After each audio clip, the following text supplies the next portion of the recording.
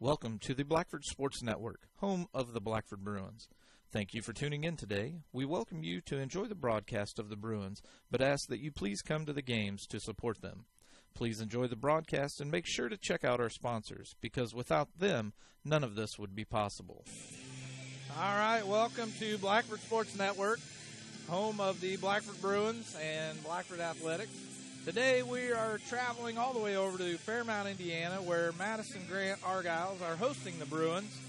And we just finished up with the JV game where the Bruins lost, 27-24, I think is what it was. Oh, yeah, it came down to the wire, Steve. Yes, it did. A very good game. At one point, the Argyles were playing with only 4 girls on the team, on the court, because their varsity players that also double as their JV players had gotten into foul, or had to come back out of the locker room to fill in for a girl who had fouled out. So a very tough game in the JV, and we're hoping that the same thing happens here. A nice, tight game. Coach Batman came up to me a little bit earlier and showed me that Sagarin has Madison-Grant favored 47-38. Well, I think this should be a very good game, and because what I've seen, we've always played good defense. It just we have to get our scores rolling. So. You got to hit the points. You got to hit the baskets that you're putting up. Yeah. And that's one thing that's definitely plagued the Bruins in the past is they just not hitting shots that they should be, and free throws. Oh yeah. There was one game, 5 of 22. JV just went 5 of 22 for free throws.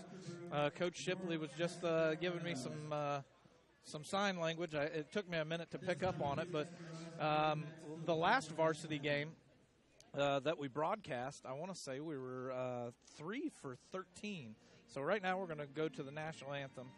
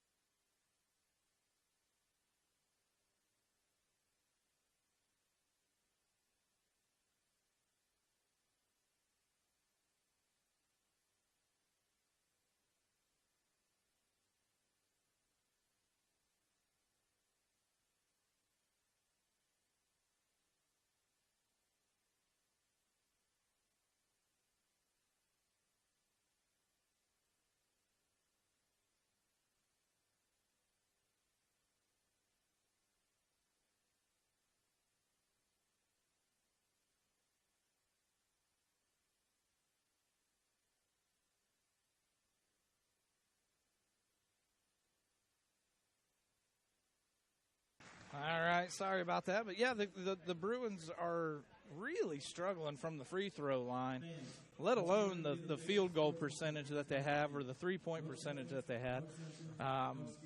It is just bad. Oh, it's tough. You definitely that definitely hurts when you miss so many free throws at the line. I mean, sometimes it's just bad luck, but those are the ones that you just kind of hope and expect to make. Irregardless. So. Even if the Bruins went 50% today, that's the difference of the game. Yeah. So from going from 5 and 22, that's what, one out of 4. That's 25%. Yeah. Maybe like 23. So maybe a little more. I guess. No, it'd be a little less, wouldn't it? So just a little under 25%. If you bump that up to even 30% and hit 2 more, then you may have only lost by a point. They've been a different ball game at the end. Yeah, exactly. So the Bruins have to – I don't know what Coach Waters has to do to get these girls to hitting free throws. But sometimes it's just taking your time because, free throws are the easy shot. There's nobody in your face. It's just ones that you just – it's all kind of mental. Exactly. It is a lot of mental part of the game, but – you just have – that's something that you have to work on. It has to become muscle memory to you. And right now there's no memory in those muscles for these girls. And I understand as the game goes on, your legs get tired, but maybe just shooting free throws at the end of practice or, Yeah, start your practice with 30 free throws for each girl, and then maybe ending the practice with another 30 might help them out. But these girls need to spend a lot of time. I mean, don't get me wrong. These girls started off. Coach Waters started off these girls basically from nothing. Yeah. They went 1-16 or something like that last year. Maybe only winning 1 or 2 games. Yeah. And this year, obviously, they picked up a win against West Dell. We weren't able to broadcast that one. But he started them off at nothing. So he has a blank slate to start them off with. And just from what I see, the difference between last year and this year, these girls have come a long way. But they still have a long way to go. Yeah. Well, and that's to be expected with getting a new coach, getting used to the system. But right. So, but looks like starters for the Bruins is going to be Erin Cagle, Grace Simmons, Helen Weitzel, J.C. Sones, and Reagan Harding. For the Argyles, we'll pick that one up here in just a few minutes. But going back to what we were saying, I see a lot of improvement in these girls, and they're a lot of fun to watch. A lot of raw talent that just needs to be harnessed from a couple of girls like Grace Simmons. If you can keep her out of foul trouble, you're going to be in good shape.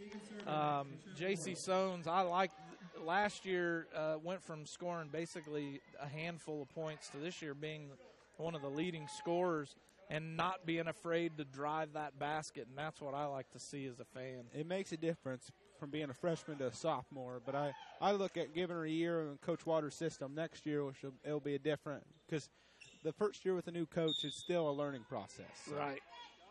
And I think I did miss the tip-off, but the game started. Yeah, I give them the having that extra year. Freshman to sophomore is a huge difference. And then now you've got a new coach, so it's almost like starting all over. It's almost your freshman year all over again. Oh, yeah. And I look for J.C. Sones to have a really good game or a really good junior year. Yes. It looks like we had a travel on number 31 of the Argyles. But, yeah, I don't remember where I heard it. I think it might have been Coach Hoover. I'm not exactly sure, but he said it takes something like 5 or 6 years to build up a good girls program to get the program rolling. So. Oh, really? 5 or 6 years? Or something like that. I can't remember. It was something at least 4 or 5 years before your program is really developed, is what he said. So. Oh, Erin Cagle traveled on that one. Tried to save it from going back over the half-court line.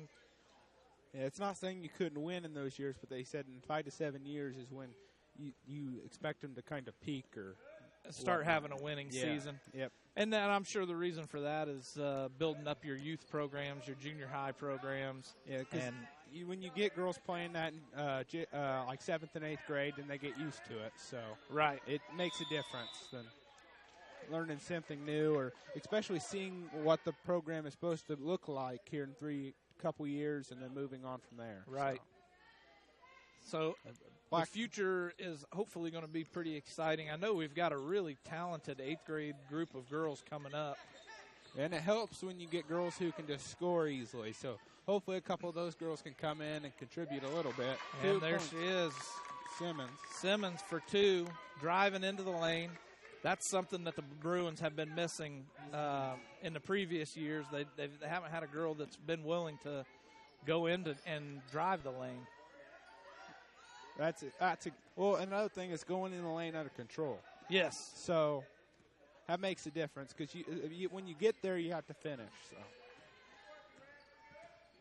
that's the hardest place to score, but it's also one of the easiest places. I know when I was playing, that's all our coach wanted us to do, was drive that lane. Once you get the ball, and if there is even a slightest opening, he wanted you charging in there, because it does one of two things. You're either going to try and score and get that easy bucket, or you're going to foul by charging, or you're going to draw the foul. And majority of the time, you either scored and got the foul, or you just got fouled and went to shoot those 2 easy free throws. Exactly. And Erin Cagle picked up her first foul down there on the baseline. Oh, and that's a travel by the Argyles, number 31. And that's her second travel, isn't it? Yeah.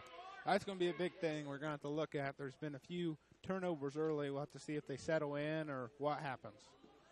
So, that was close to being a block there, Steve. I was trying to look at it on the screen, and it looked to me that it should have been a blocking foul. She wasn't set. Yeah. But, again, we're not the referees. Nope. One thing we'll have to watch is see how the Bruins adjust to the press here in the game. So, I know watching them last year, man, they could not handle the press whatsoever. No. But it helps that Simmons and Weitzel, being their second year playing varsity, they've seen a little bit of it. Hopefully they calm down a little bit. That was the biggest thing last year. They just get so anxious, and then they start making mistakes. So it was almost like they didn't know what to do. They didn't know what to do with the ball. Yeah. Well, it makes a difference from going 8th grade right to varsity. And it's like what I heard.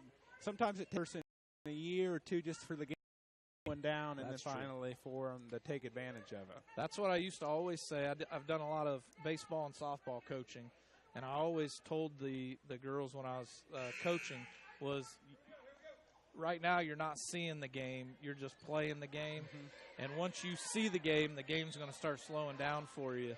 And once it slows down for you, it's going to be a lot easier to play. Exactly. A quick timeout by the Argyles. Madison-Grant taking the ball out on their baseline.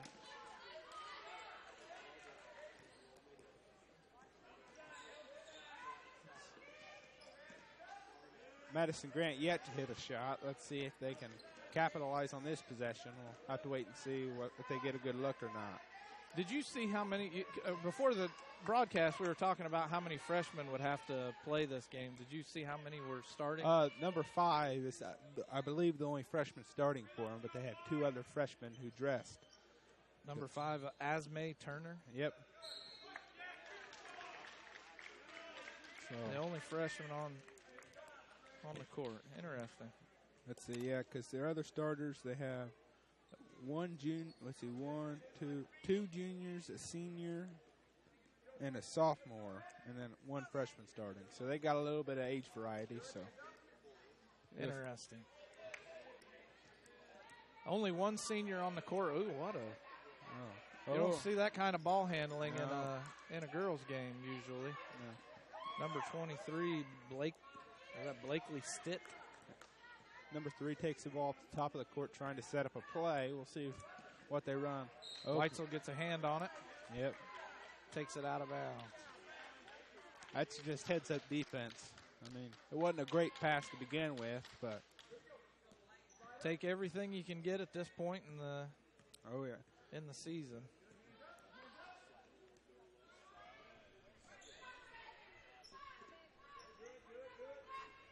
Stitt moving the ball, now driving the lane, throws one up, and it falls in. Completely off balance, but still gets it to fall in the bucket. Yeah, that looked kind of like a prayer, but, I mean, it went in, so that's half the battle. So tie ball game, 2-2. The prayer was answered. Helen Weitzel, who had a fantastic game at Westdell. We'll see how she fares today. Not a lot of movement by the Bruins. Now J.C. Soanes driving into a wide-open lane. Looked like she got the hack job. Now, nope, staying Bruin way. Yeah, Bruin recover on the rebound. That's going to be a thing that decides this game. If it's low scoring, it's just going to be the 50-50 balls. So looks like it'll be Blackford ball on the baseline. Number 31, Zoe Barnett. She's a freshman. No, she's a sophomore. Oh, I'm looking at the – geez.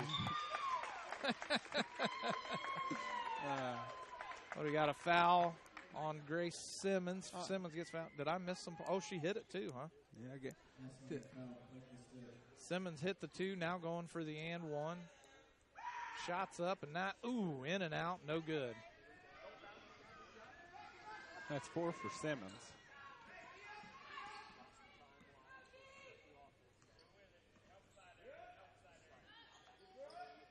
See 5 takes the ball in the corner.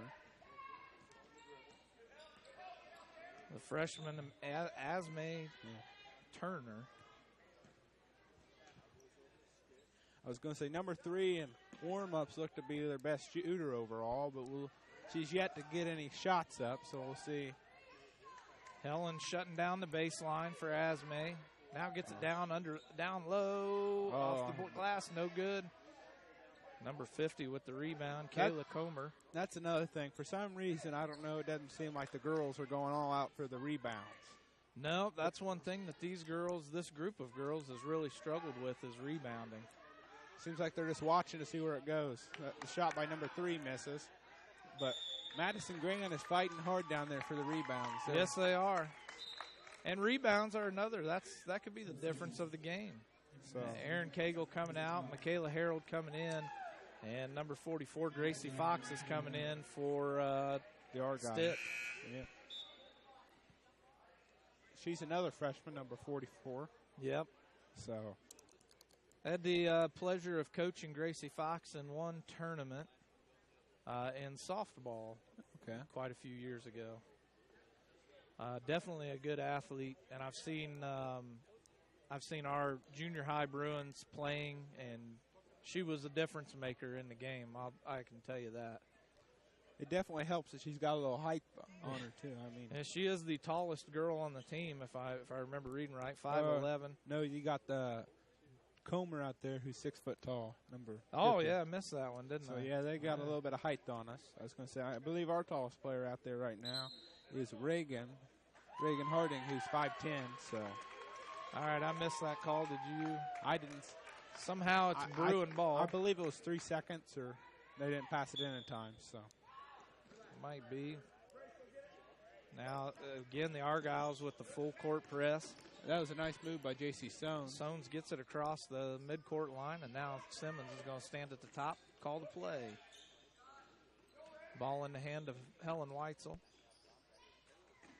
Bruins moving the ball out. A bad pass by Harold, but Simmons maintains control. Simmons drives the lane, puts it up. Just short. Just off the front, and now we're going to have another jump ball. Going Argyle's way. Well, even though it was a jump ball, I did like seeing them go after the rebound on offense.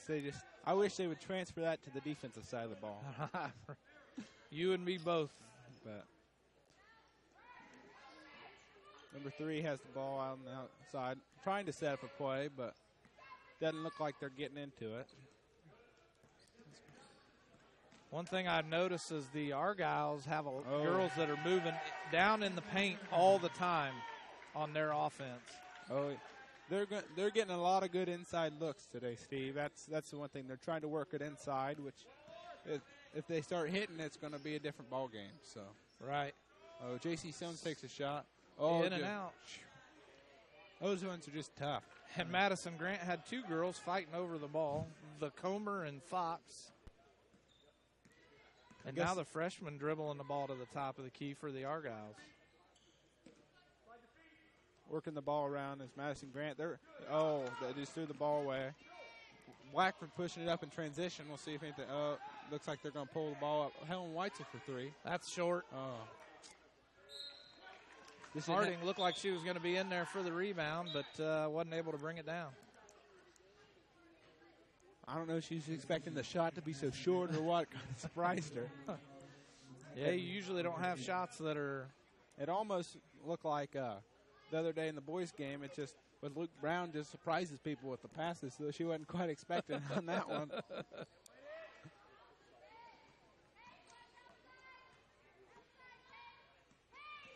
Michaela Sutton working the ball around, and now Stitt's back in the game for the Argyles.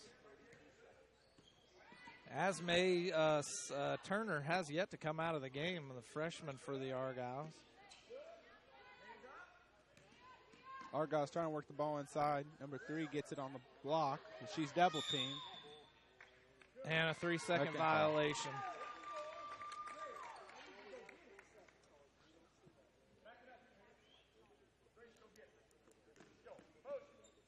Grace Simmons takes the ball down the court.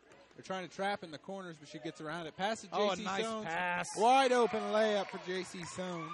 A nice pass, a nice look by Simmons. And that's how you get the Argyles to break away off the press. By J.C. Stones at the end of the half. That was good defense.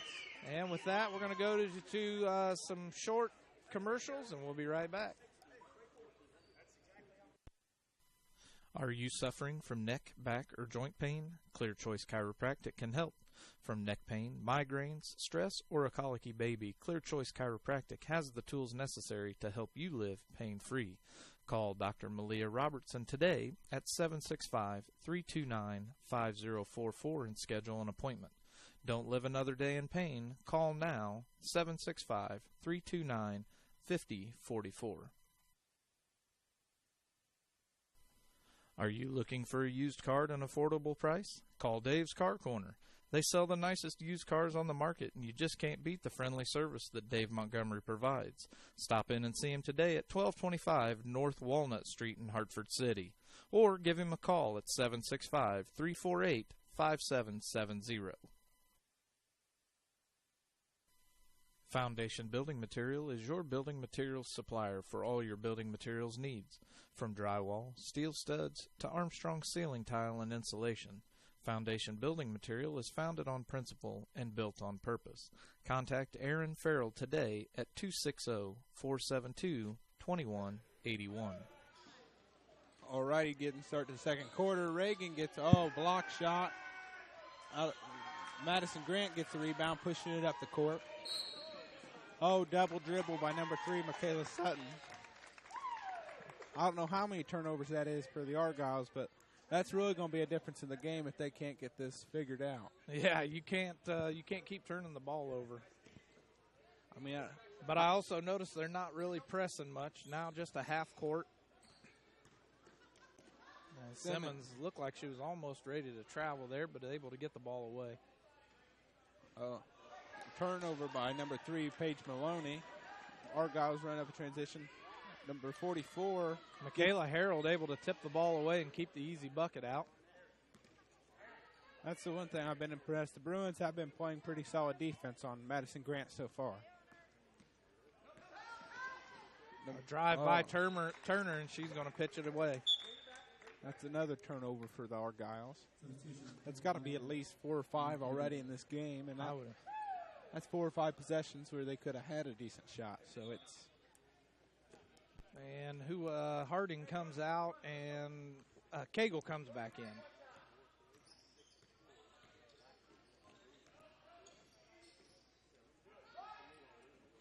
Dribble Page, there you go, driving in, gets the foul. That's what I was talking about earlier. When you drive to the paint, the chances of you getting fouled are extremely high. Oh, yes. Because the only defense for in the paint is you either have to get your hand completely on the ball and block it, or you just stand there with your hand straight up in the air, and anybody should be able to get around that. Paige only makes her first free throw.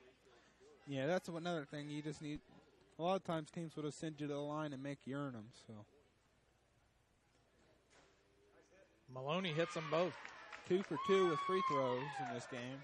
So for Paige Maloney, so that always makes a difference. So we talked about just taking advantage of those opportunities for the Bruins. Travel by number 3, Michaela Sutton. And yet another turnover for the Argyles. I'm telling you, Steve, that if they don't get this figured out, it's going to be a tough game for them to stay in.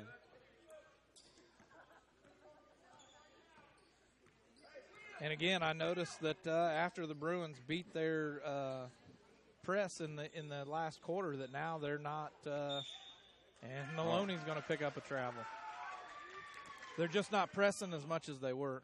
No, but they're coming out of above the 3-point line and still playing on your face. So.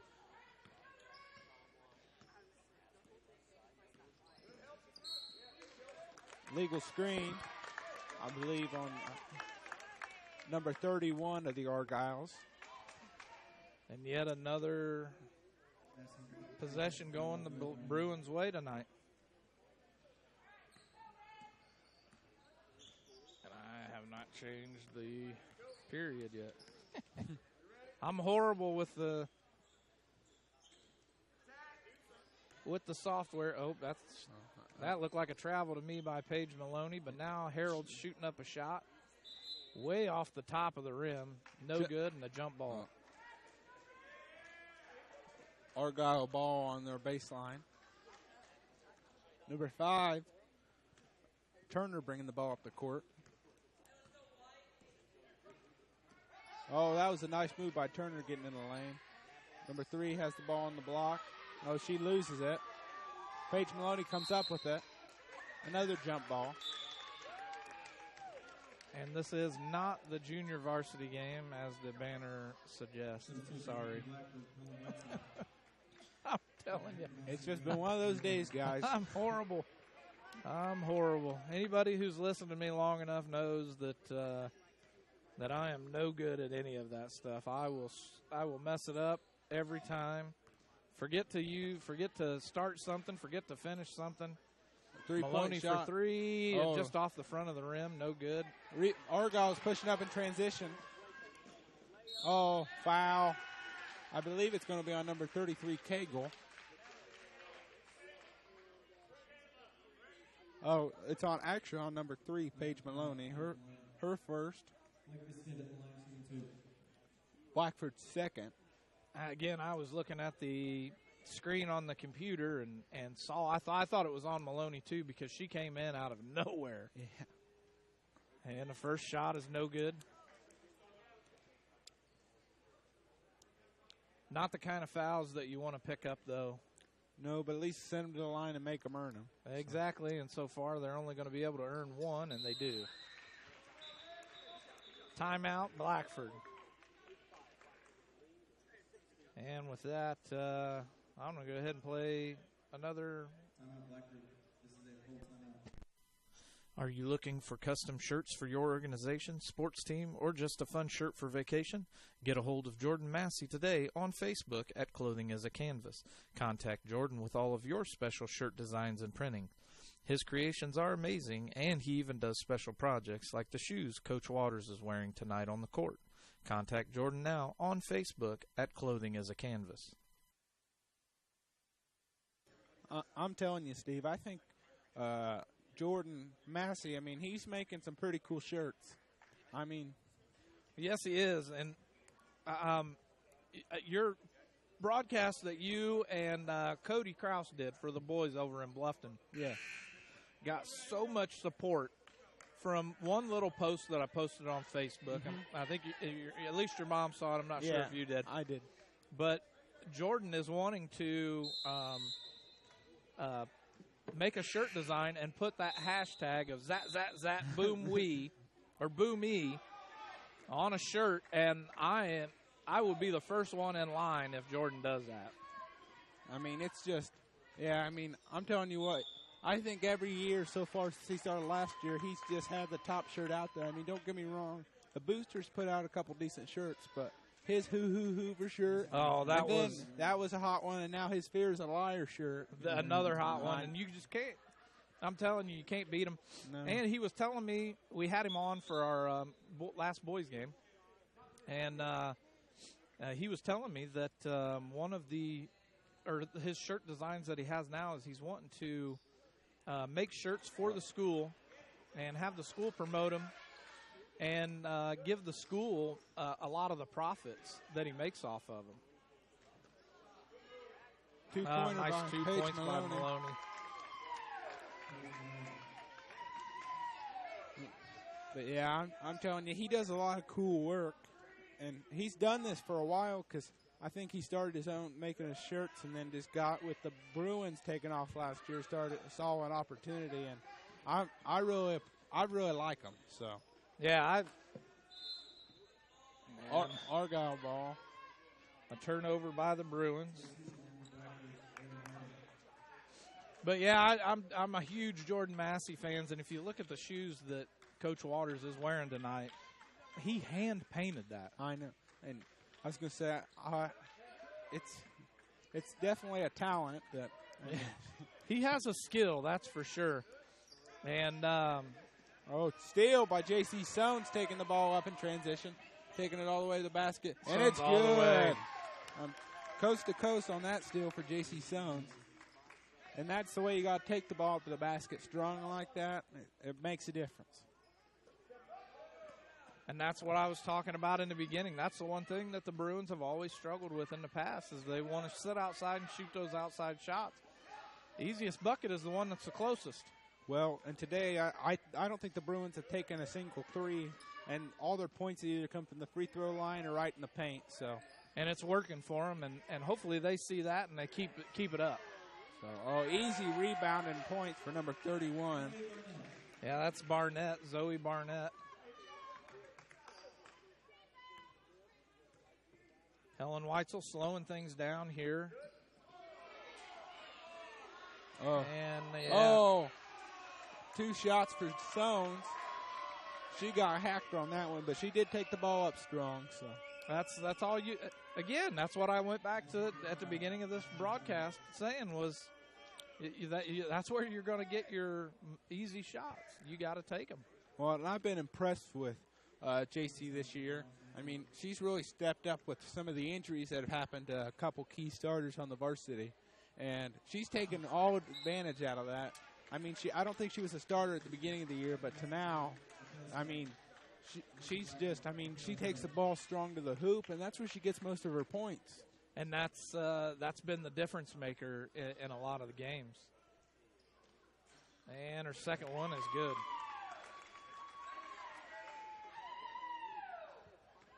The Bruins are now 3 for 5 at free throws.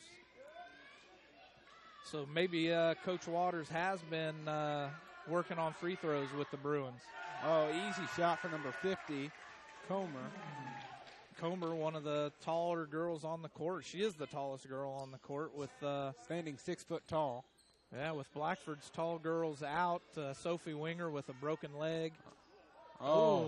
That was that no. I can't believe that no call. I could hear that one with the headphones on, so it had to have been loud. Well, I'm pretty sure someone's got whiplash from that one. Did you see her head come back?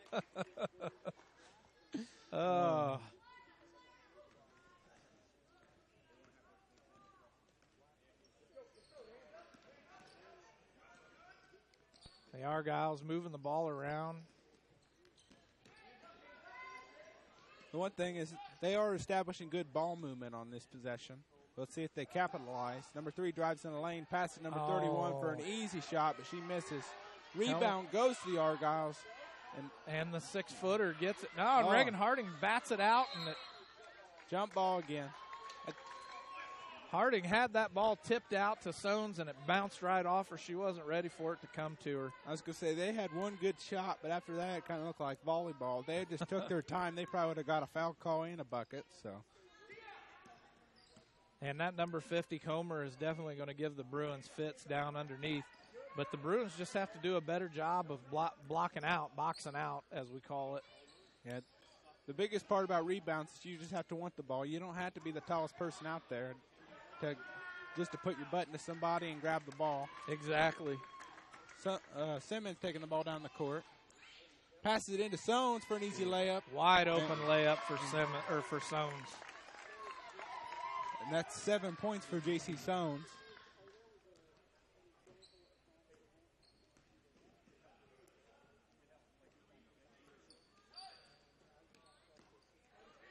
And 50 gets the ball in. Passes it to number 31, who gets a wide-open shot. You know, I think that number 50, had she actually just turned around and shot the ball, she probably would have been an easy bucket or the foul. Exactly. But that goes to show the confidence level. She just didn't have it and didn't want it. So that makes a huge difference. But at the same time, it also shows the confidence she has in her teammate and hitting her wide open. So that's true.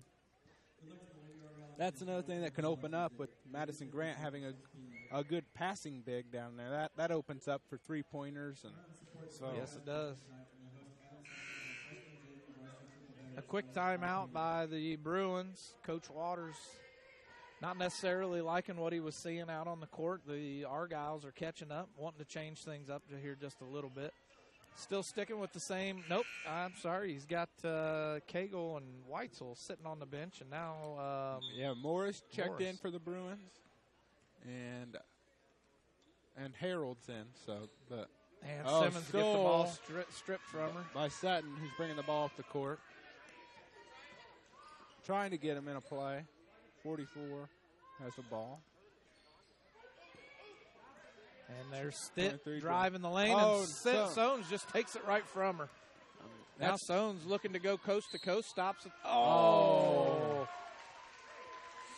Man, she looked solid on the floor. I don't know where he got that travel call from.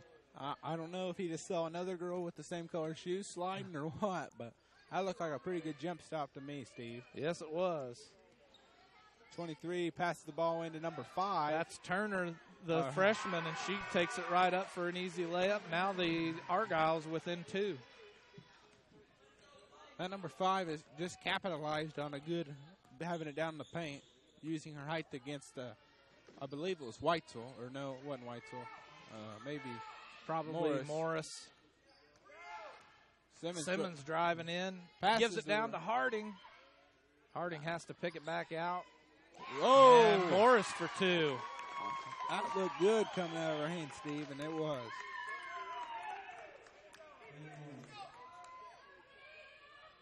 You know, one thing I'm a little bit surprised about is the Argyles have 5 fouls. The Bruins only with 2. Something the Bruins have struggled with all season long is fouls, and we've only picked up 2. Well, and that's another thing. The Argyles already have 5 fouls at the end of the second quarter, which isn't terrible, but they also have probably, I'd say they have double that in turnovers. So yeah, they just need. Sones tries the 3 and it gets blocked by 22 Turner. Taking the ball down the court. And it's no good. And that's going to do it for halftime. What do you think so far? Well, I think the Bruins are playing a pretty tough game. I mean, it shows 17-13. I think the score could be a little higher, but they started capitalizing on their shots of late. But honestly, that number 23 at the end, I'm surprised she didn't just drive for the layup. I mean, with the time she had left. You had plenty of time. She had time to stop, set her shot up, and even going down to the paint, she probably could have got a foul and then an easy layup. Yeah, exactly. They were coming hard. So I'm surprised at that as well. And with that, let's go ahead and go to some commercial breaks from our sponsors. Yep, and then when we come back, we'll recap what we got so far. Sounds like a plan, Steve. Are you suffering from neck, back, or joint pain? Clear Choice Chiropractic can help.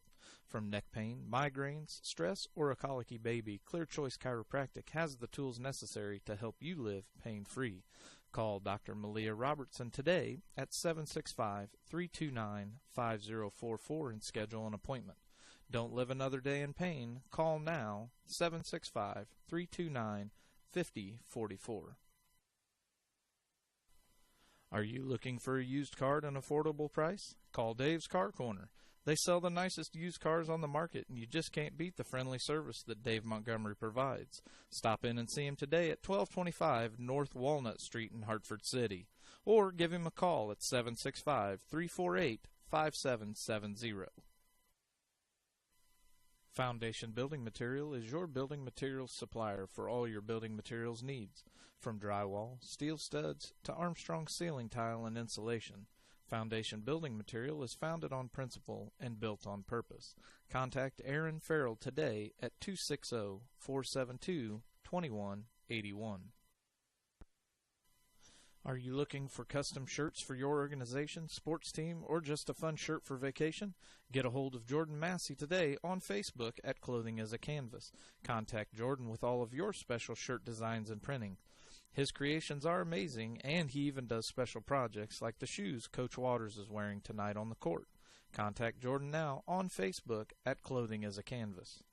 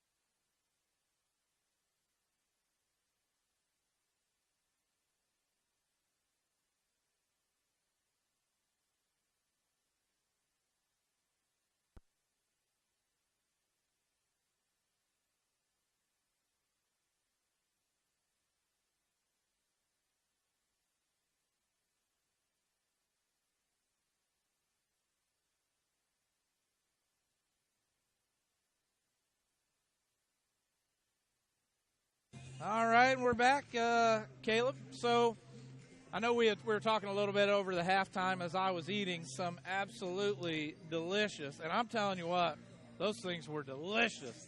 But the Madison-Grant Argyles know how to make some nachos. Am I right? I'm not kidding you. From when I played, we used to hop around as players from concession stand to concession stand. Their concession stand was known for their nachos. They're definitely known. We'd come here and we'd be like, we know we probably shouldn't eat these, but who cares? Who cares? They are delicious. So I don't know how they're doing it. But let me tell you, they're good. And if you ever get the chance to stop down here during a game, you got to get that nachos. You have to try the nachos. I don't know how much they cost. My son picked them up for me, but they came in a big container. It was a boat of nachos. Yeah, it was definitely a boat. Nothing like any of the other schools where they just give you a little bit of nacho chips and some cheese smothered across it. Because, they have their own hamburger that they cook and their cheese. Yeah, their cheese. And then they throw some jalapenos, tomatoes, onions. I was going to say that. I know they had salsa, sour cream. They always have different stuff out there. I can't believe my son didn't get me some sour cream. I know. My mouth is on fire from those jalapenos right now. I think I'm sweating. I think I'm starting to get a little bit of bead working up on my forehead. But the Bruins, excuse me as I go through puberty here, the Bruins leading at half, 17-13. We're getting ready to get the third quarter started here. And tell me what you like and don't like about what you've seen so far. Well, I really like how the Bruins just went out there and attacked in the paint. And, we talked about free throws at the JV game that the girls went, 5 for 22 or something like that? Yes. And I think the Bruins are already, 3 for 5? 3 for 5 right now. So the varsity's taking a little bit more advantage of their opportunities from the line.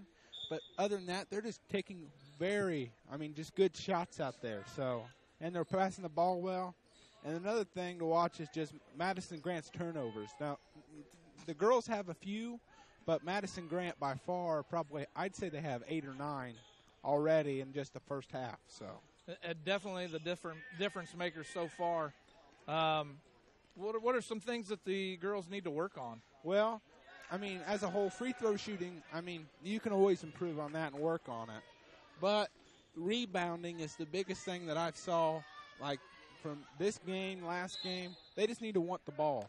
Yes. Defense, offense, because, Madison-Grant trails in this game, but they have several possessions where they get a third shot and a fourth shot. Right underneath the paint. All they'd have to do is just box out. So yes. Getting those second chance opportunities can be a definite difference maker, and I'm with you. I would like to see the girls do more boxing out, helping each other out, Yeah. If a girl takes a shot, you got to put your behind into hers and get her out of the way so that you can make room for another girl to get up in there and get that rebound. Well, another thing Madison-Grant does very well is that their guards actually crash hard when the ball goes up. Everybody just, they want the ball. Yes. So. Zones for 2, off the glass, no good. Nice rebound by Cagle. And Cagle's going to get fouled. Sending her to the line. So, but see, we don't have as much of a problem on offense. It's just defense. I think they just get to standing and watching the ball. So yes. Cagle's first shot goes off the near side of the rim. No good.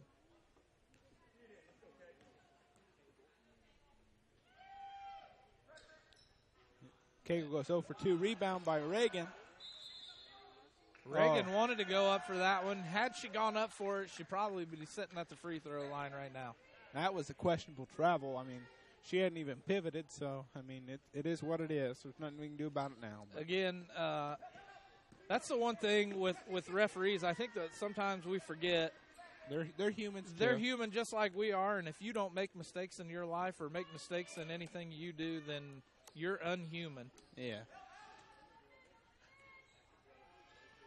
And she had plenty of time to set for that shot, and now Madison-Grant back with the rebound. Good rebound by Sutton.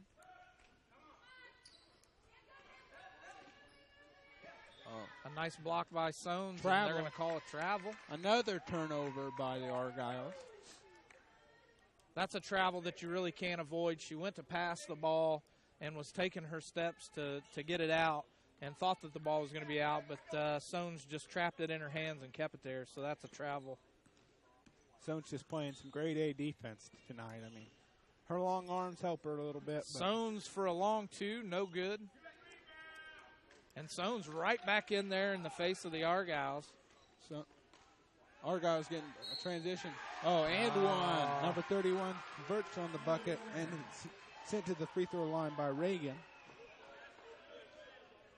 Harding comes in trying to block, gets her hand all over the arm of number 31, Barnett. But the extra point, no good.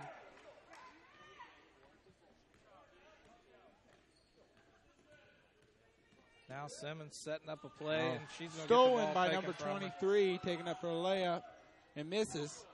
Oh, blocked by 20 Simmons. I think Simmons thought that she got more than just the ball. She kind of gave up there as the ball landed right back in the Argyle's lap. Another basket by number 31, Barnett. She's by far the leading scorer for the Argyles today, just taking advantage of the easy buckets inside.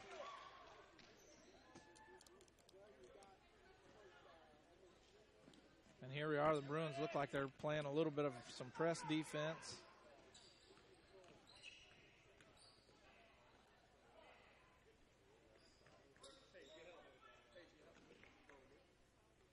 The Argyles constantly cutting into the lane, but nobody giving the ball up. Always staying on the outside and just waiting for another Argyle to drive in. Oh. On three, and Simmons and Sutton go down at the same time. They collide. Three drives the lane. Wide open layup misses. Rebound by Harding. And we're going to have a foul. I believe that's on number 50, Comer. Oh, that's actually on number 5, Turner. Turner. Her first.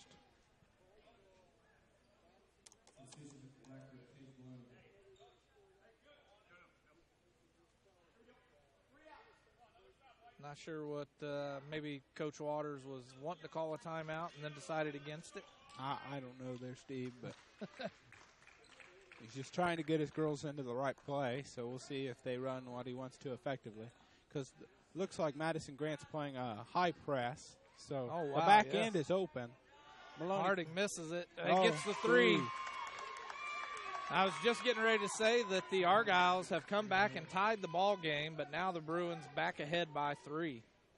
That was a good shot by Harding. Yeah, it looks like she took her time on that one, had plenty of time and space, and they get the ball down low to Comer.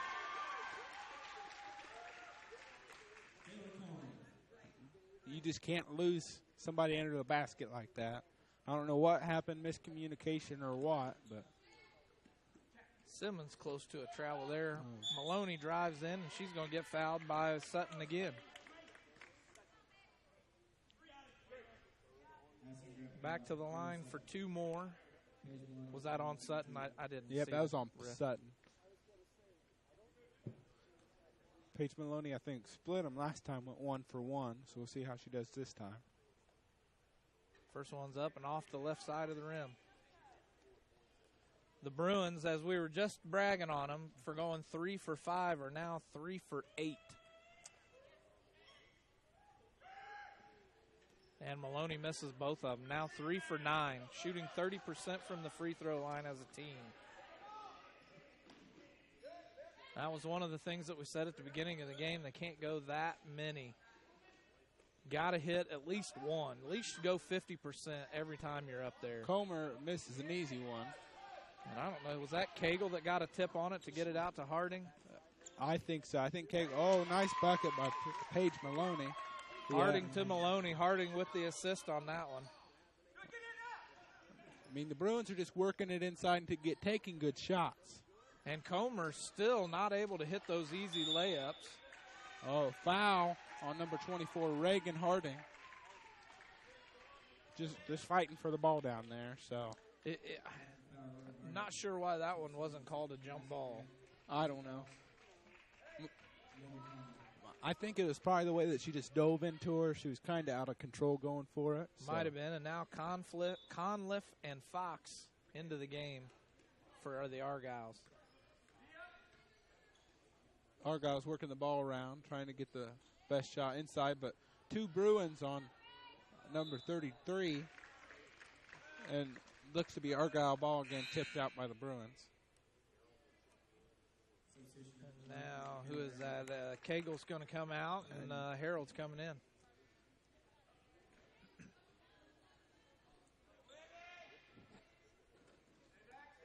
The Bruins playing a really solid defense, leading by 3 here in the third quarter. Ooh, travel. She was going down the crowd, not happy about that one, but she looked like she was falling well before the contact by Grace Simmons. Yeah, Simmons' contact was not totally illegal, but I don't know if it was not a clean play to begin with at the same time, but a Bruin ball chipped out of bounds by one of the Argyles. I didn't see. Looks like we're going to have Helen Weitzel coming back in for Grace Simmons. Simmons has played a solid game on the whole. I mean, taking advantage of her layups, strong with the ball. So Helen Weitzel dribbling in for layup, no good. Helen puts one up, no good. I believe Helen Weitzel has yet to score today. She has not. I think that was actually her first shot of the day, so. Just hasn't had too many opportunities. Soane's fighting for the rebound, but they're going to call a jump. This is going to stay Argyle way. We've had a lot of jump balls, a lot of 50-50 balls. It's nice to see the Bruins go after them. So, timeout called by the Argyles. Their coach is obviously not happy with the turnovers, and they're just not taking advantage of their shots down low today. No. No, the Argyles, and even when they are taking advantage of them, they're just not hitting them. No, the Bruins, the nice thing they're doing is they usually have one or two people always on somebody down the post. Now, there's been a few incidents where they've kind of lost a person, but for the whole. And it's kind of hard to I lost my train of thought. It's hard to contest a girl who's every bit of 6 to 7 inches taller than you as well. Not saying that that's what it is. I'm kind of exaggerating here. But that Comer is 6 foot tall. The tallest girl we have out on the court right now is Reagan Harding, and I want to say she's only maybe 5'9". 5'9", 5'10". Oh, basket good and one for number 33. Just taking it up strong there. But the biggest thing, it doesn't matter if they're taller than you, it's just getting a body on them, which is something Simmons takes advantage of very well. Oh, yeah, Simmons definitely puts the body on it. And it's good. The and one is good. Now the Argyles have brought it back, now tied. 2:21 left to go in the third period. Weitzel bringing the ball up the court. Now crossing midcourt. Gets the ball down to J.C. Soanes. Soanes fights for it and gets fouled. Looks like maybe Fox. Nope. Is that 20? I think that's. I don't. He was holding up 20 to start the stream. I'll let you know when we get back to it. All right, 10-4, Steve. 10-4. And here we are. All right, we're back. Oh, nice tip by Maloney. Simmons getting the ball out and running in transition. Oh. And for those who are still watching, we appreciate it. The log got a little bit behind, and our software kicked us off. But we're back now, and hopefully we can finish out this this broadcast. The Bruins are trailing 25-22 right now with 7:10 left in the fourth. Yeah, and this is Madison-Grant's first lead of the game, but they're up by 3. We'll see how long they keep it or if the Bruins can come back in this one. I hope they can. 3 by 23. Oh, and just misses. And a rebound by the Argyles, Turner. Moving the ball around the outside, gets it down low to Comer. Comer double teamed. I think she was just checking to see if there was air in the ball down there when she bounced it. I don't know why else she would bounce it down there. Yeah. And now Simmons is going to pick up her second foul, but with only 6:39 left, I look to see Coach Waters leaving her in the game.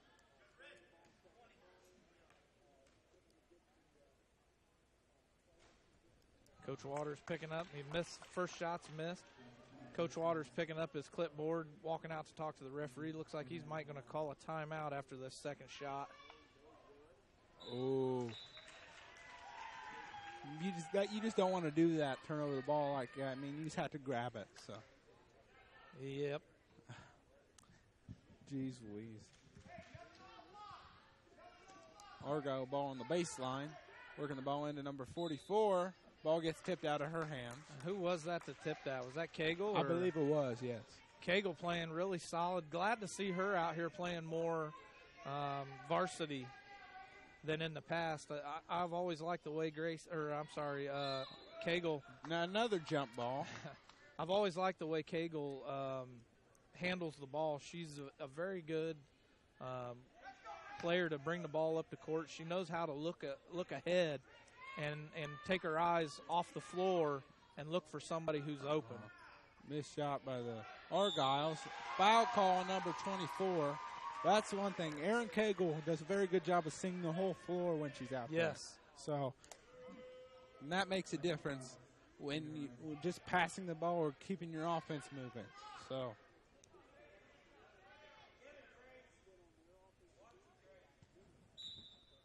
Argyle ball on their baseline, gets it to Comer. Oh, no, Gracie Fox throws it out of bounds. Thought that Turner was going to stay, but she starts to cut. He had another turnover by the Argyles today. And if they're looking to hold on to this lead, they just can't afford to do that.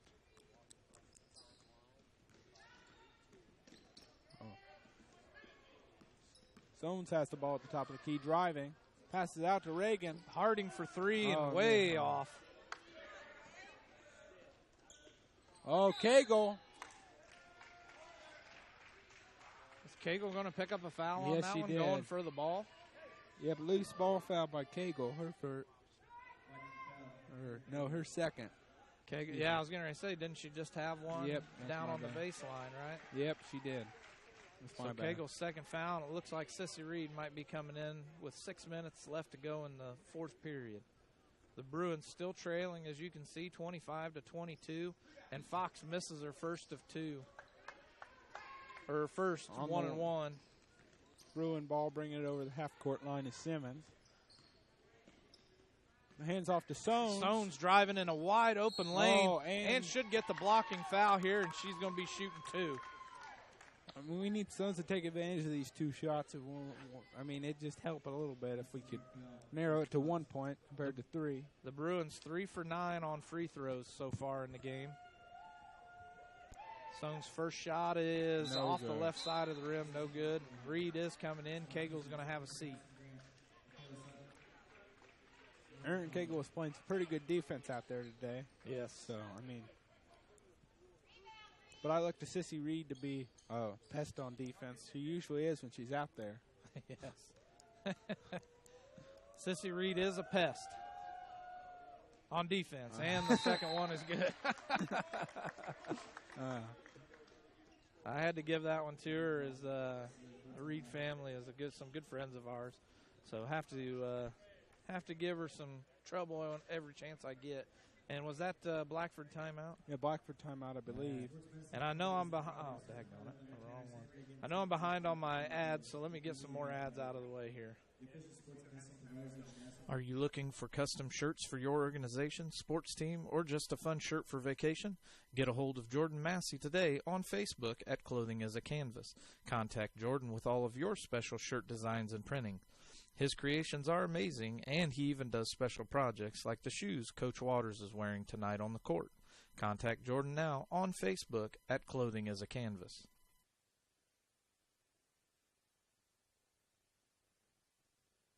All right, we're back, and Caleb, you just asked me a question. I've been keeping track of a stat, and you asked me a question. Tell me what you think after I told you the answer. Well, I think we're doing better on free throws compared to the JV game, but there's still room for improvement. What did you say, 4 for 11? 4 for 11. So, I mean, it's not what you would like to see, but, I mean. It's not a 5 for 22. No, it's not 5 for 22.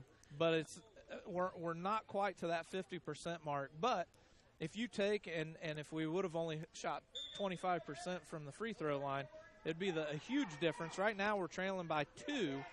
Take off a couple more of those free throws, and we're trailing by 4 or 5. Number 31 taking in passes the number 3 Sutton, who takes advantage of the layup. Her first basket of the game. And the Bruins having a hard time getting the ball inbounds. Blackford ball. Was it Blackford ball? Or timeout. I think Coach Mitch Waters got the timeout called just in time as Soanes was laying on the ground with the ball. Well, I'm telling you, the Blackford needs to start moving the ball and getting those layups again if they're going to get back in this game. Yes.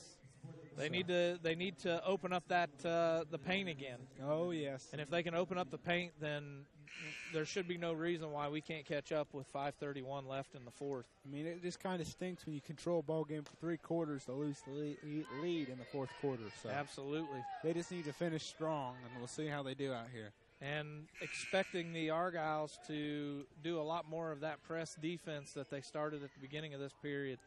A little bit of miscommunication on that last inbounds play. Nobody there to help Grace Simmons move the ball up the court.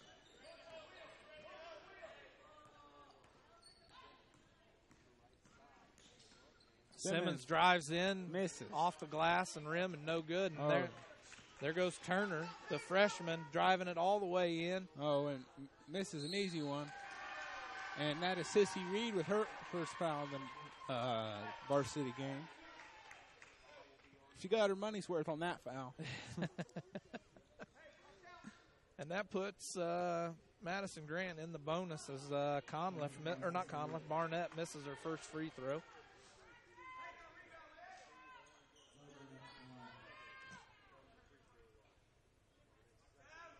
Second shot up, ringing in and out, no good, but rebound by the Argyles. And now Harding's going to pick up her third. I believe that, let me see. I think I have her down for, I think that's her third. That's just hard to take when you don't get a rebound and then you give them 2 more. Yep, and this is Conliffe, and she drains her first one. Yeah, she's taking advantage of her tonight at the free throw line. Sissy Reed's coming out. Helen Weitzel and Haley Morris coming in. Harding's also going to have a seat. So Reed gets just under a minute worth of play in the fourth, and now that's going to put the Bruins down by 6. Yeah, that rebound was a 2-point swing. Easily could have been a 4-point swing, or 3 or 4, but it's tough. Tough pill to swallow there, Steve. And the Argyles are playing a solid defense, and that one's not going to be any good by Haley Morris. Just kind of rushed her shot there a little bit, but it's not what we need if we're going to get back into this ball game. A 3 shot by Sutton is no good. Now Helen Weitzel's picking up the ball. And she's going to throw it and leads Grace Simmons. Simmons driving all the way in, and she's going to get fouled. She's shooting 2. Now here we are, a chance to make 2 points with no clock running off. If we're going to get back into this ball game, we really need to start converting on our free throws. Simmons' first shot, no good. We're just shooting ourselves in the foot tonight from the free throw line, Steve. That's an ongoing issue with the Bruins. The later we get, the worse we get with free throws. Yeah, I think, what were we, 3 for 5 in the first half, and I think we made 1 this whole entire second half. So I thought Soanes was going to be able to bounce that one off the ground and pick it up again, but rebound goes to the turnover by the Argyles. Simmons grabs the turnover.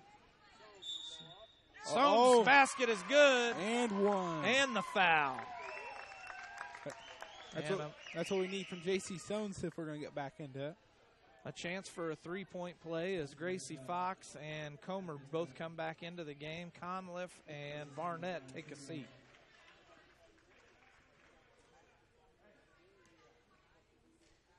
Soanes shooting 1 shot here.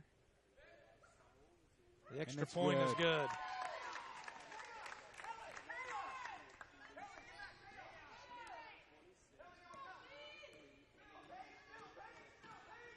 Bruin trapping steal by Grace Simmons. And Simmons is going to have a wide open layup, and it rings off and goes nowhere.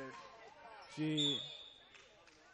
Timeout called by Madison-Grant. Madison-Grant with 2 timeouts left, Blackford with 1. And this game's starting to get good as the Bruins are now 5 of 14. 5 of 14. On free throws. So not a very good few minutes of play. No.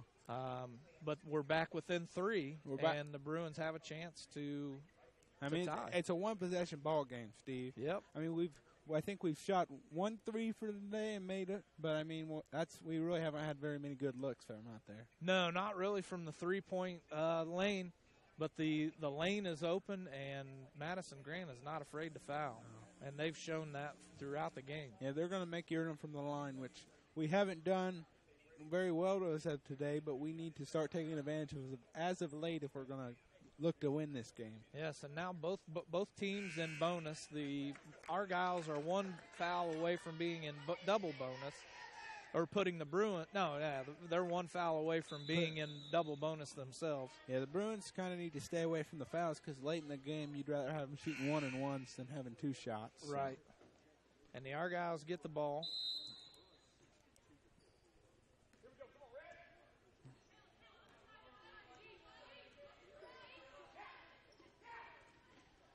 And easy look for Fox, and she misses it. Maloney's going to pick up her foul. Sending Gracie Fox to the line for 2.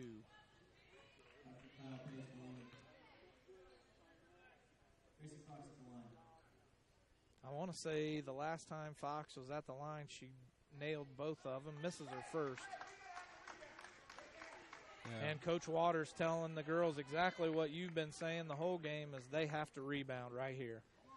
I mean, they just have to put a butt in them and get this. I mean, there Fox we go. misses both of them. Oh, but Sutton comes down with the ball but travels. You can't lay on the floor and expect not to travel. And Haley Morris did a really good job of just letting her have the ball instead of picking up that foul. I mean, and for some reason they're showing that that we just picked up our 10th foul. Yeah, that was us. Now the Bruins if they foul, it's sending them 2 shots automatically. Oh, and travel by Soames. Just didn't get the ball down quick enough. That's a tough call right there. I mean, it's a good call by the ref, but it's something you don't want to happen. And now Conliffe and Fox. Conliffe and Barnett coming back in. Oh, and Fox and Sutton taking a seat, or Stitz taking a seat. That number 5, I think their freshman's played pretty well the whole game. She's played a pretty consistent game for them so far. She definitely knows how to handle the ball, moving the ball really well, able to find the open girl. And turn. Let's see, and now we're going to have a jump ball. Haley Morris had the open ball, and this is going Blackford's way. That's just one thing. Madison-Grant just hasn't done a very good job of taking care of the ball on their side of the court. I mean, it's been a struggle all day. So, I mean, that's the thing. If they're going to keep their lead, they really need to control that a little bit. Oh, looks like Simmons might be shooting 2. Simmons going back to the line, shooting 2. Who was that that picked up the foul? 33? Yes, I believe it was. 33 Conliffe picking up a foul. I want to say that's like her 4th. Conliffe. Let's see, Simmons misses her first. I do not have her fouls recorded, Steve. So I think it's at least 2. I've been keeping track of our girls, but their girls. That's all that matters. We are Blackford Sports Network. Yeah. Focused on the Bruins. Oh, misses her first. Misses them both. Now 0 for 4 in her last 4 free throws. And the Bruins playing a very tight defense. Oh, turnover. And they turn the ball over. Oh, Haley. That would have been a kickball if she wouldn't have walked right there. So. Haley Morris picking up the travel. The Argyles keeping hold of the ball. Stitt's going to come back into the game. And Sutton is going to have a seat. This is looking like it's going to be just like the JV game. It really hasn't skipped a beat. It's been 2 competitive ball games today. Yes, it has. And they get the ball into Comer. Kind of hard to keep it away from a 6-foot-tall girl. Madison-Grant doing a good job of working the ball around. Right now, I think they're just trying to take time off the clock, which playing smart basketball right now. That right. if you can maintain a 3-point lead and not let the Bruins score, and that ball is going to go. Oh! Ooh. Tipped out by Maloney. I was pretty sure that even after it was tipped, she bounced it off herself. Bounced it off her hand. But again, the referee was right there. He could see him better than I could. So. At least I hope so. And I am not getting any younger, and my vision isn't getting any better. So, and they are just running the clock down, and that's going to be a double dribble, right? Yeah, that's what it looks like, Steve. No. Oh, push. No, she pushed off. Number 5 pushed off. That's Asmay, right? Asmay Turner. And she was looking to her coach for some advice. She's obviously not happy with herself. Simmons she was looking for the foul there. The referee started to point Blackford's way and then turned and gave it back to the Argyles. 2 minutes left in this ball game. Bruins really need to score here as of late if they're going to come back. Oh, easy inside pass for the Argyles, working it back out to number 5, Turner, taking the ball at the top of the court. And the Argyles not in any hurry to do anything with the ball, just dribbling it around. Now under 2 minutes to play. Now they drive into the paint. And I know they're not going to call that on Haley Morris, are they? I believe they are, Steve. I didn't necessarily see, but it looked like she was standing there planted before that girl even started her drive. But if she would just took the charge and stay standing up, the difference is when you crumble like that, halftime you're not going to get the call. So if you want to get the charge, you kind of have to stand in there strong. If you're not, you just kind of get out of the way. That's true. Second of 2 shots, no good. Rebound by Grace Simmons, and timeout by Coach Waters. Coach Waters taking his last time out of the game. I mean, you got to do what you have to do here. You're trying to get back in this ball game. You kind of need to get your offense moving now. And the Bruins just need to score 3 points to come back tied with the Argyles. The Argyles playing more of a, what do they call it? A burner. They're trying to burn the clock out. Yeah. I mean, just slow They're pace. playing not to lose. Yeah, I mean, they're playing a smart ball game. They're not trying to keep running with you. They're just trying to take care of the ball and just win the game, put it away. That's right.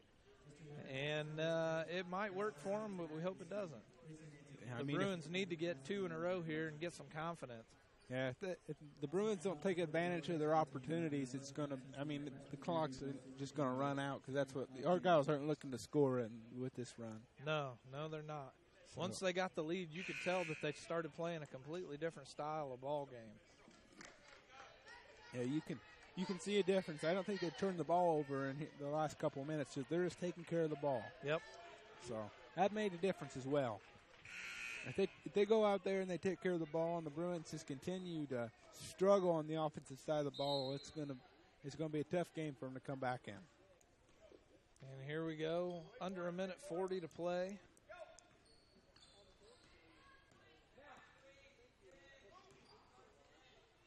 And Simmons, we're going to pick up a foul. That's going to be on Stitt.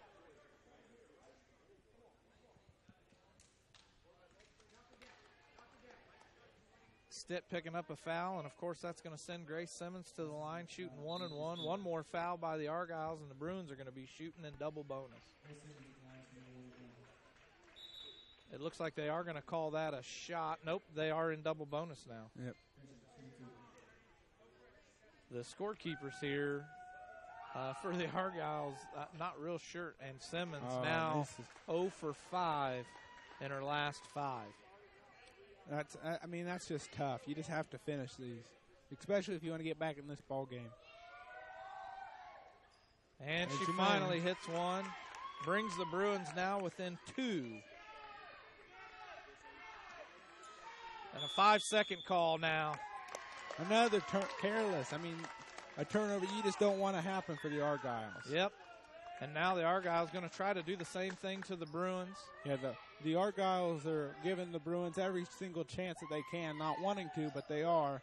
If the Bruins would just take advantage, it'd be a different ball game. Paige Maloney drives the lane, and she's going to Paige is going to get fouled on the shot. That's going to make number 20 for free throws that the Bruins are shooting. Yep. Both teams now in double bonus. we really need Maloney to take care of this and tie the ball game up. That'd make it a different ball game for the Argyles as well as Blackford. And if you're the Argyles coach, you cannot be happy about the performance of your girls here in the last few minutes. Overall today, if they would have just taken care of the ball, it'd been a different ball game. But they just continued. And Maloney drains both of them, and now the Bruins are tied here. 1:27 to play. And foul call. I believe it's going to be on Simmons for the block. 2 shots for number 23. That was close. That looked like Simmons. She was there. Her feet may have been sliding, but 23 definitely lowered her shoulder. We had a clear view. It was right in front of us, Steve, but it is what it is. And she misses her first shots. No good. I was going to say the Argyles as a whole haven't shot free throws any better than Blackford has today. That's true. That's true. The Argyles have to be just about the same. They have to be flustered as well. So the score's tied, 1:24, and she hits her second. The Argyles now with a 1-point lead. And the fans in the stands, what little bit there are here, are getting into the game. It's just a one-possession game here, Steve. 3-pointer from Weitzel. And we're going to have a foul on the floor. On the floor, but Helen Weitzel is going to be shooting 2. I know it was on the floor, Steve, but she should have been shooting 3 there. It was close. Definitely close enough. But they are calling it on the floor, shooting 2. We just need Helen Weitzel to take advantage here and at least tie the ball game. I'd like to see her put it ahead, but and she hits the first one off the back part of the rim. And Turner coming back in the game, and Sutton taking a seat now. Coach Waters just has to be flustered a little bit. You see him just tell him to finish her shot. Yep. So. And she misses her second one. And number 50, Comer, gets the rebound. Argyle's pushing the ball down the court. And a takeaway by Haley Morris. Passes it behind Sones. If she would have just got the ball up the court, it would have been. Simmons for 3, no good. Rebound goes to the Argyles. They trap her in the corner. What do we have, a timeout? Yep, calling a full timeout. The Argyles down to 1. And if I'm not mistaken, I forgot to add, but did we have a girl, Maloney, she hit both or just one? She hit both of them. That's what I thought. And I did not put that down. I definitely want to give credit where credit is due. I was going to say, Maloney as a whole has taken advantage of her free throws today. I think I have her down for hitting 4, and I think she's taken 6 or 7. That sounds about right. Definitely Maloney has taken advantage of what she's doing here tonight. Yeah, her and Sones have definitely shot free throws well for a whole as a Bruins. We had Simmons make 1, but Simmons has taken quite a few. Yes. She normally hits her free throws. I don't know. Everybody has an off day, but it is what it is. I think I hear the radio station next to us. Yeah. I hear something in the background. I'm not sure what it was, but it just kind of took me by surprise here. 51 seconds left in the ball game. Argyle's trying to inbound the ball. They get it in number 44, Fox. As the Argyles get the ball down the court, number 5 bringing it down for them. And now the Bruins might be in that. They trap. 23 drives around it. Drives into the lane. Not about. I definitely thought that was Bruin ball. 36.7 seconds. The Bruins trailing by 1 here at Madison-Grant Argyles Gymnasium. And we got a ball game on our hands. Number 5 gets the inbound. Did you see her travel? Moved her feet twice. She got lucky on that, Steve. And now they're just going to hold the ball, and the Bruins are in that position where they just. Takeaway by Simmons. Pass it up the ball to Weitzel. Bring the ball down. She shoots. And Weitzel drains it. We got a ball game now. No emotion whatsoever on Weitzel's face after she hits that shot. And number 23, Stitt, takes the ball down the court. Stitt takes it all the way down, and Maloney's going to pick up the foul, and Stitt's going to go to the line for a three-point play. And with the way both teams have been playing, not being able to hit those layups, you just got to let her go.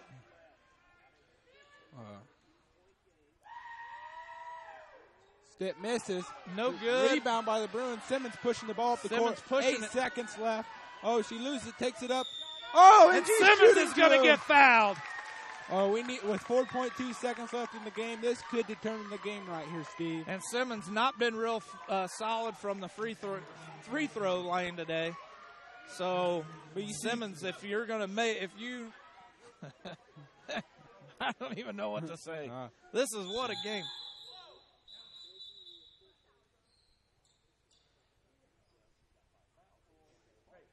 Oh, we have an Argyle, Sutton, with 5 fouls.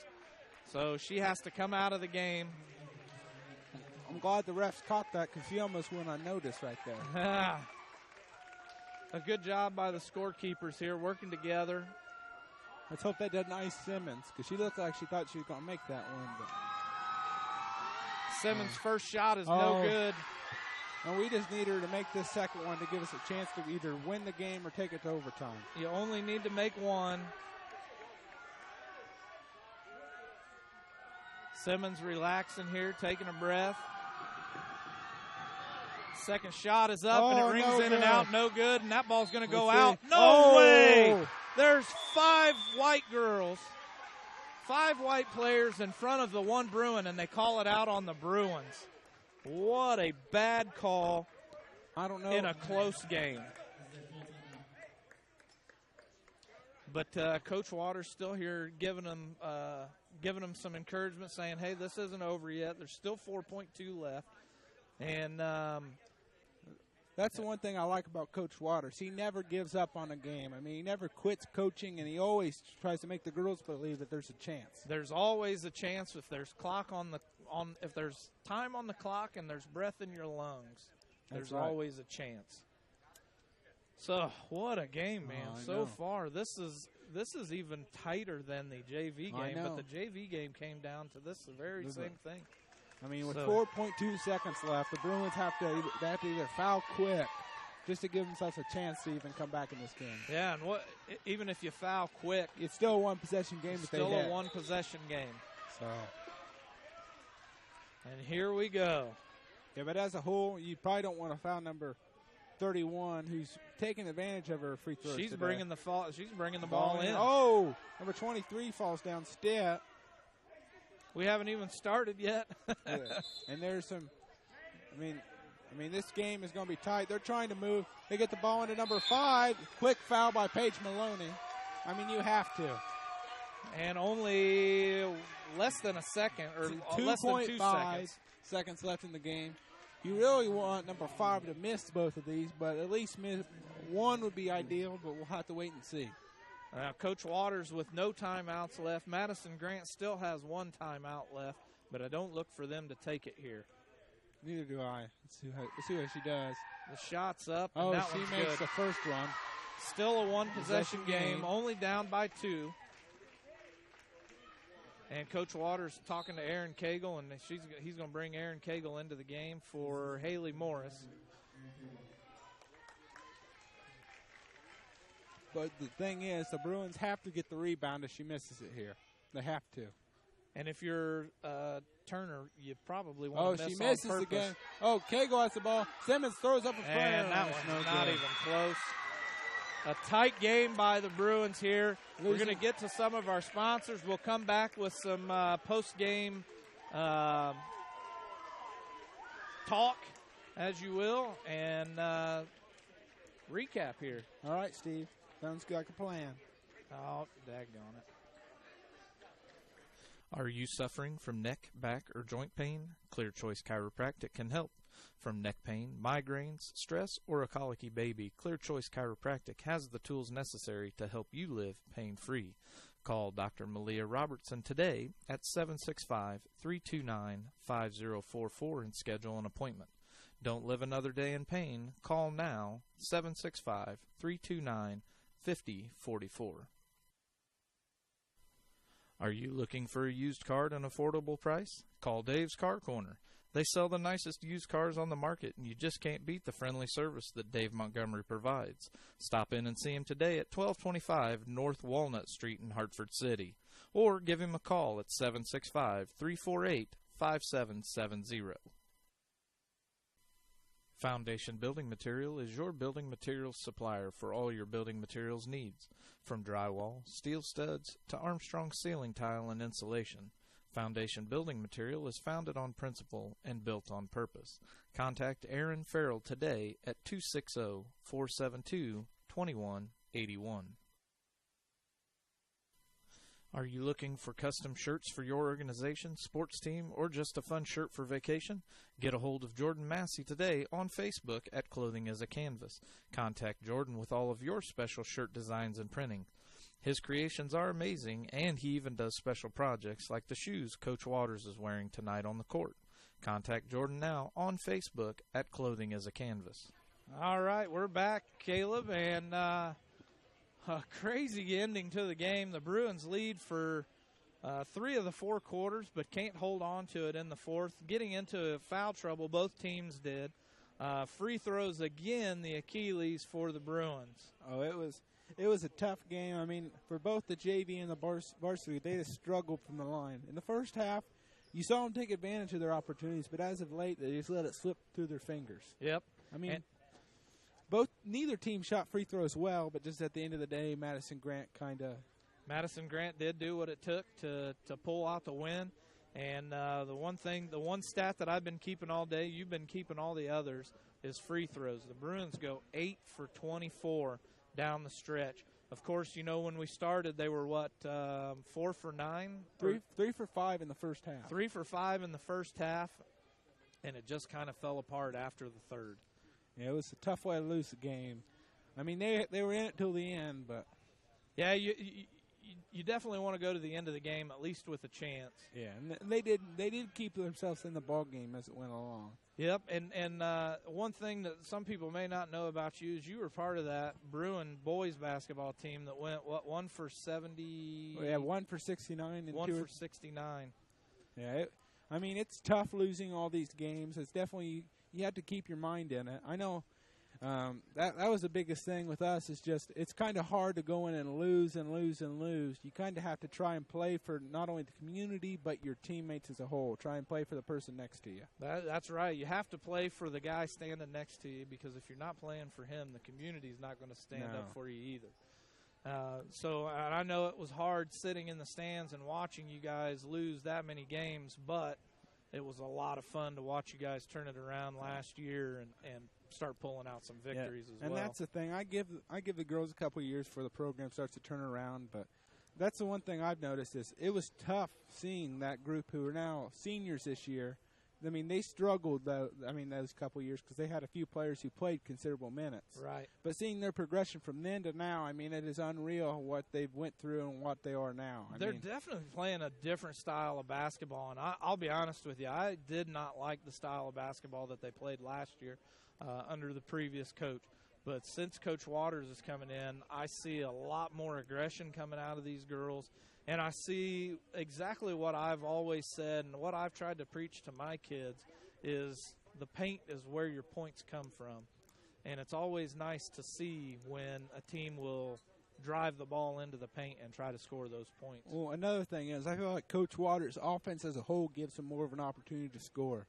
Because I know last year when I came to the girls' games, there were some games where they just struggled to get points on the board as a whole. Yeah. So, I mean, I remember one game specifically against South Adams. The Bruins only scored 3 points the entire game. It was either 3 or 5. Might have been even 9. Yeah, I mean, it's tough. I mean, it's definitely salt in the wound, especially losing like this. But, I mean, as a whole, if you look at the way they were playing last year, this year, the team last year would have struggled in this game. So. Yeah, last year the game wouldn't have been even close. Not a 33-31 game. And for Sagarin to say that the score would have been should have been 47-38, and we only come away 2 points shy of tying it up. Well, and it just speaks to our defensive intensity of this game, and especially this year. That's another area they've improved in. So, I mean, That's the one thing. They kept themselves in the game by just playing solid defense Yes. all the way throughout.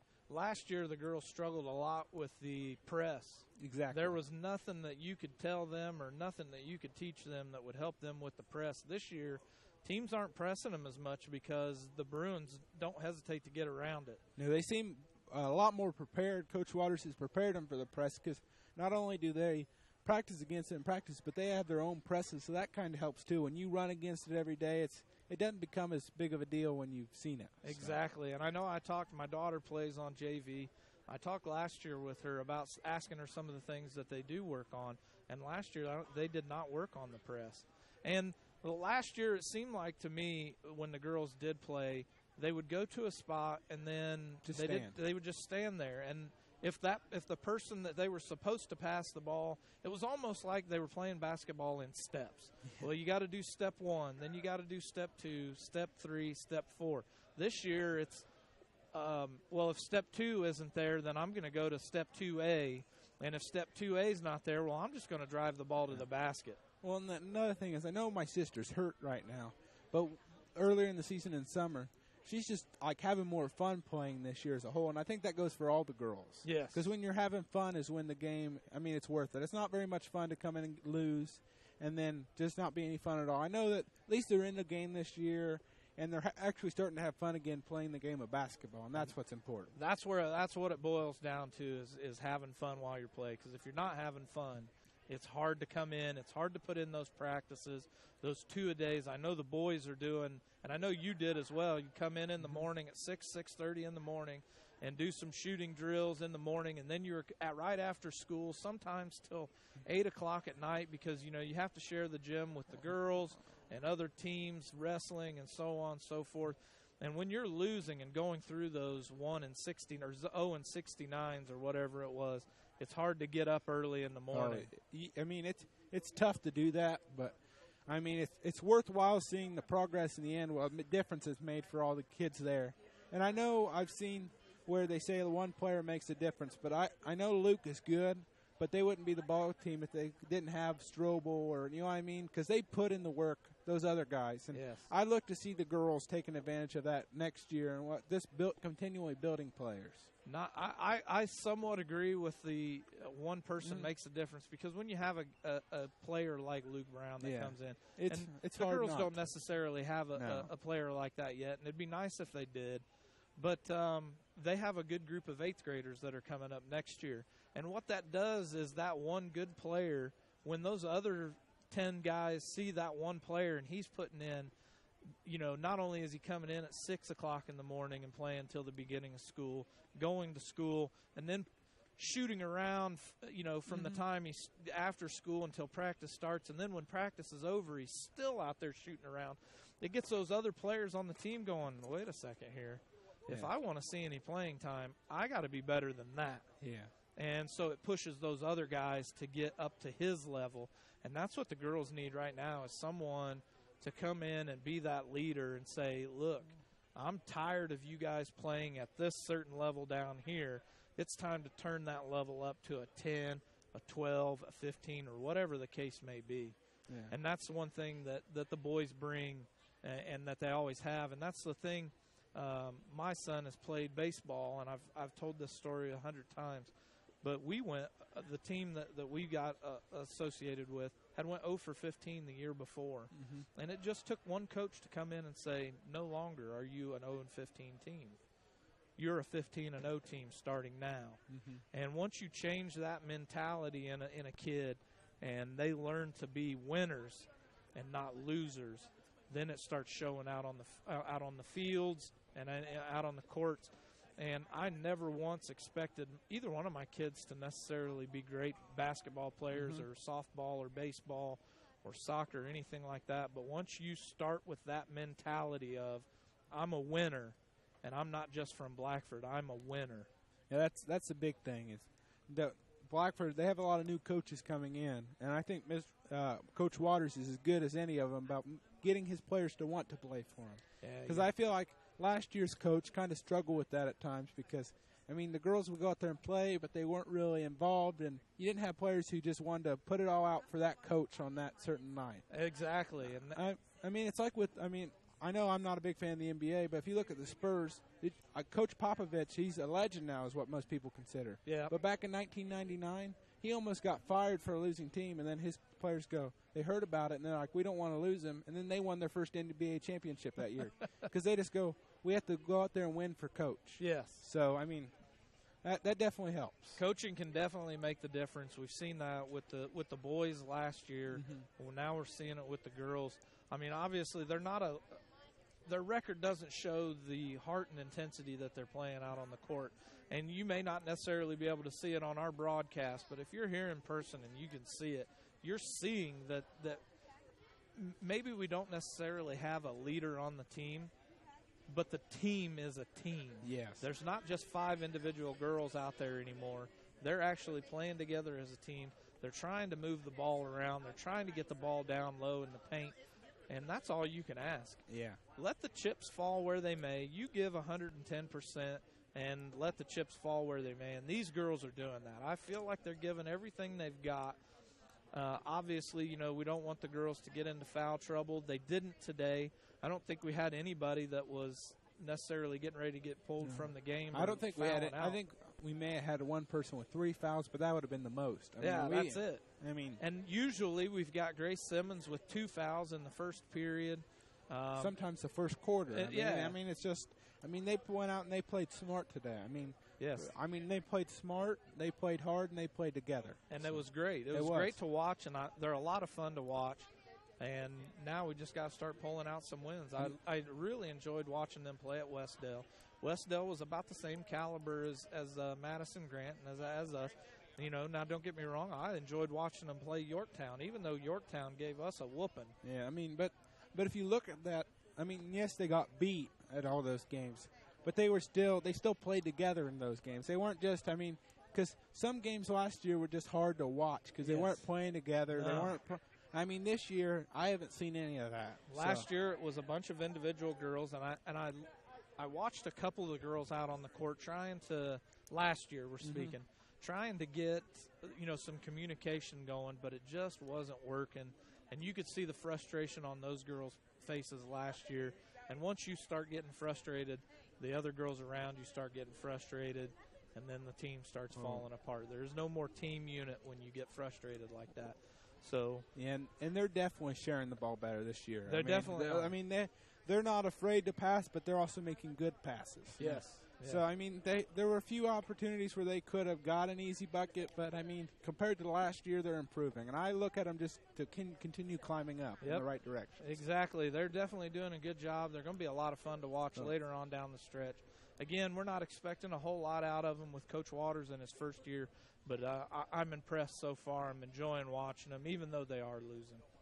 All I got to say is, with all the coaches in here, you need to believe in the Bruins because it's just going up from here, I'm telling you. Yes, Ugan has definitely changed the atmosphere at Blackford and changed the way Blackford is on the map now. Yeah, because I remember when I was in high school for a couple years, I mean, we were good with basketball for a year or two, but then after that, we were just Blackford. And, we'd had teams who came in expecting to blow us out, and if we were even – kind of in the game, it's like, oh, wow, what's going on? I mean, we weren't even like 10 points away, but it's like, oh, something happening here? Yeah. And so. Yeah, what's going on at Blackford? What happened? Yeah. Oh, that other team must have played bad. Yeah, so. And that's no longer the case anymore. Blackford's back on the map, and other schools are talking about us.